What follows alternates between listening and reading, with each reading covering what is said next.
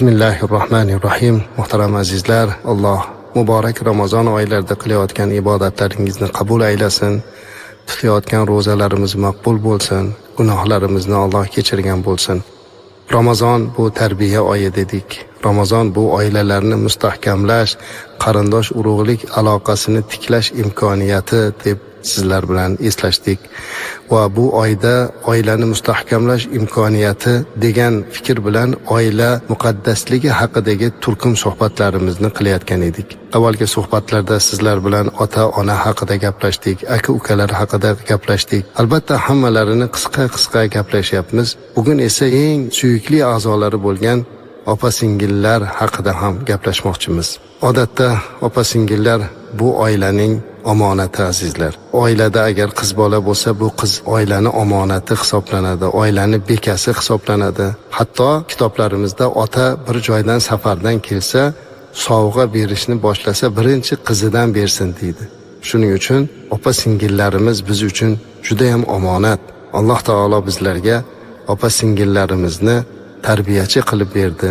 O'zi umuman islomda opalarga ham chiroyli muomala qilishlik, singillarga chiroyli muomala qilishlik o'rgatiladi. Imom Asqaloniy kitoblarida keltiradilarki, payg'ambarimiz alayhisolatu vasallamning huzurlariga havozin asrlari olib kelingan. Bu ularning ichida ko'p asrlar bo'lgan. Shunda bir ayol payg'ambarimiz alayhisolatu vasallamga gapirishlikka ijozat so'ragan. Shunda o'zini tanitib ishora bergandan keyin bildilarki, u ayol o'zi Shaymo ismli ayol edi. Aytdilar: "Ya Rasululloh sallallohu alayhi vasallam, men Shaymoman" dedilar. Shunda payg'ambarimiz alayhisalom xursand bo'lib ketdilar. Bu Shaymo Rasulimiz alayhisolatu vasallamning sut onalari Halima-i Sa'diya onamizning qizlari edi. Rasulimiz alayhisolatu vasallamning sut opalari edi. U Rasulimiz alayhisalomga juda mehr ko'rsatgan edi kichiklik davrida. O'sha Rasulimiz alayhisalom to 5 yoshgacha Halima onamizning xonadonda katta bo'lgan-ku. O'sha Shaymo opalari juda mehr ko'rsatgan ekanlar. Asrlar ichida kelib qoldi. Men Shaymoman deb o'zini tanitadigan belgilarini aytganda, Rasulimiz alayhisalom xursand bo'lganlaridan ko'ziga yosh kelib ketgan ekan. Va keling bu yoqqa deb yuqoriga o'tkazib, hurmatini joyiga qo'yib, bir nechta tuyalar, qo'ylar berib, yana qancha xizmatkorlar, cho'rilar berib hurmat qilib kuzatgan ekanlar. Buni o'sha Al-Isoba degan kitobda keltiradilar Imom Asqaloniy. Qarang, o'zlarini opalari, tug'ishgan opalari emas, sut opalari. Keyinchalik Shaymo onamiz ham radhiyallohu anha iymonga kelganlar. Mana mehr oqibatni qanday qilishimiz kerak. Biz bugun bir ota-onani farzandi bo'lib tug'ilgan opamizga yoki singlimizga bu darajada mehr qila olmayotganimizni Alloh o'zi kechirsin. Umar ibn Hattob radhiyallohu anhu ni bilasizlar, buyuk sahoba bo'lganlar, lekin mana shu zotni islomiga, iymoniga sababchi bo'lganlardan biri ham Fatima binti Hattobda, Hazrat Umarning singillari. Hazrat Umar radhiyallohu anhu da o'sha singillari sabab bo'lib Rasulimiz alayhisolatu vasallamni sahobasi bo'lishlikka musharraf bo'ldilar. Singillarini islomga kelganini eshitib oldilariga borgandan keyin singlini jasorati, sabri, fahmi farosati, taqvo va muhabbati Hazrat Umar radhiyallohu anhu da musulmon bo'lishga sababchi bo'lganlar. Umuman sahobalarni ichlarida opa singillarga munosabat juda ham chiroyli bo'lganligini ko'rsatadi. Yana bir buyuk sahoba Mus'ab ibn Umayr islomni birinchi qabul qilgan sahobalardan edi. Uni singlisi Ummu Abdulloh u bilan doim birga bo'lib, u islomni qabul qilganda uni qo'llab-quvvatlagan. Mus'ab ibn Umayr Makkadagi boy va nufuzli oiladan edi.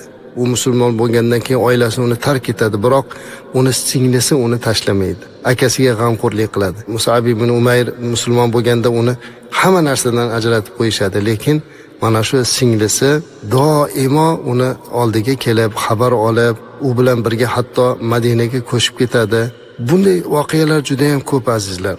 O'zimizning ajdodlarimiz, qancha o'tgan ulug'larimiz borki, mana shu singillar opalarga munosabatni namunali qilib ko'rsatib qo'yganlar.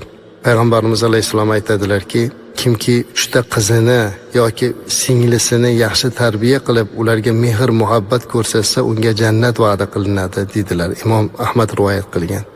Shuning uchun kimdadir aytaylik singlisi bo'lsa, o'sha singlisi yoki qiziga qaragan ota yoki aka demak o'zi uchun jannat hozirlayapti. Mana shu munosabatda bo'lishimiz kerak.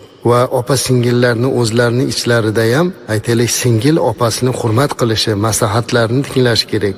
Imom Termiziy rivoyat qilgan hadislarda keladi-ku, mana avval ham takrorlaganmiz buni. Kattalarni hurmat qilmagan, kichiklarga mehr qilmagan va bizdan emas deb.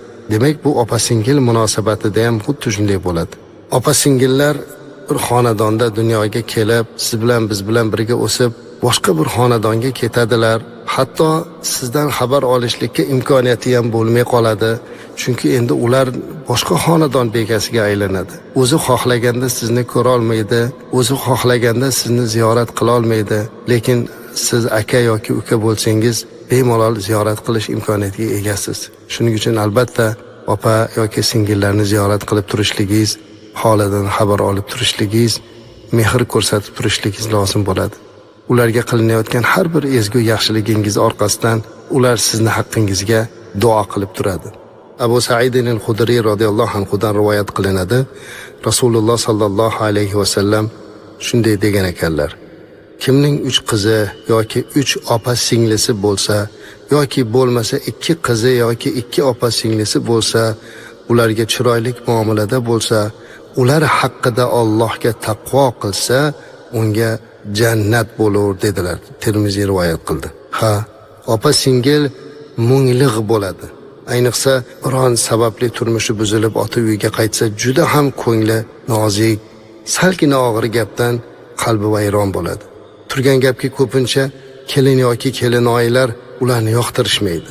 Xuddi uyiga ega chiqqandek ko'rishadi. Shu holatda xotinidan qo'rqadigan bo'lsa, tamom.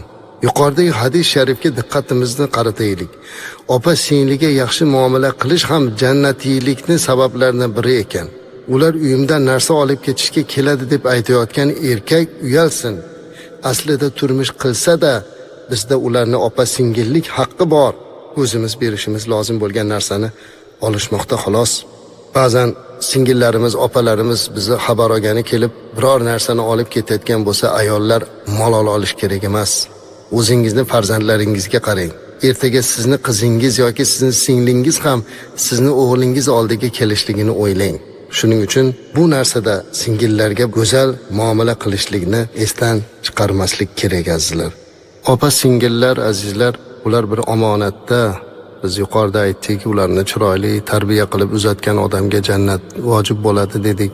Lekin ba'zan taqdir ekan, opa singillarni ba'zilarning oilalari uncha o'xshamay qoladi. Taqdiri to'g'ri kelmay uyga qaytib kelib qolganda, mana shu joylarda juda ham ehtiyot bo'lish kerak. Hurmatli azizlar, ayniqsa singlingiz yoki opangiz oilasi buzilib kelib qolgan bo'lsa, u o'zi aslida juda ham bir xijolatchilik bilan keladi. Hamma narsadan kechib keladi, zo'rg'a keladi. Hatto uydan chiqib, nikohlanib, boshqaga turmushga chiqqan qiz baxti kerishmay yoki eri o'lib qaytib kelib qolsa, bilasizmi, u begonadek tutib qoladi o'zini. Bunaqa paytda aka yoki uka unga juda ham mehr ko'rsatish kerak. Ularning qalbini zarracha ham og'ritib qo'yish kerak emas. Shayx Nobulisi rahimahullohni Qissalar va hissalar degan kitobida bir hikoya ko'rib qoldim. U kishi shunday yozgan ekan: do'stim menga bir voqeani aytib bergan edi. Uni aytishicha, bir tanishi uyda yonboshlab yotib televizor ko'rayotgan ekan. Uning yonida ayoli va opasi o'tirgan ekan. Haligi kimsa opasiga qarab, "Ho, anovi kosadagi suvni olib keling" debdi. Opasi indamay suvni keltirib berdi. Ammo qalbida Allohdan boshqa hech kim bila olmaydigan juda kuchlik alam o'tdi. Chunki opa undan 20 yosh kichik keliniga aytsa ham bo'ladigan ishni o'zi bajargan edi. Qarang, yonida ayoli turib, opasiga "Siz bu ishni qiling" deb buyuryapti. Ukasi kelindi oldida oilasi buzilib kelgan opasini tahqir qildi. Ertasi kuni u odam Halabga borganda, u yerda baxtsiz hodisaga uchrab, oyog'i sonidan kesilib ketganligi to'g'risida xabar keldi deyiladi. Alloh saqlasin. Ota uyida yashashga majbur bo'lgan ko'plab opa-singillarimiz bor. U bechoralarni xo'rlab, xizmatchidek ishlatib, o'zlariga gapirishga qo'rqitib qo'yadigan kimsalar bor. Ular bilmaydiki qalbidan nima o'tyapti ularni. Agar qalbidan bir alam o'tib qolsa, unda albatta bu dunyoda ham, u dunyoda ham mana shunaqa bir musibatlarga olib kelish mumkin. Bugun biz oiladagi opa singillar bilan munosabat haqida gapirar ekanmiz. Mana shu munosabatlarda chiroyli qilishlikka harakat qilaylik. Va shu o'rinda mehribon opalar va Munisa singillar, sizlar ham aka-ukalaringizga mehr ko'rsatishlikda davom eting. Ulardan faqatgina moddiyat uchungina manfaatlanishlik emas, balki mehr berishlikka va mehr olishlikka harakat qiling. Ana o'shanda aka-ukachilik, opa-singilchilik orasidagi munosabatlar bardavom bo'ladi. Alloh xonadonlarimizdagi barcha qizlarimizni baxtli, saodatli qilsin. Alloh xayrlik xonadonlardan aylasin. Assalomu alaykum va rahmatullohi va barakatuh.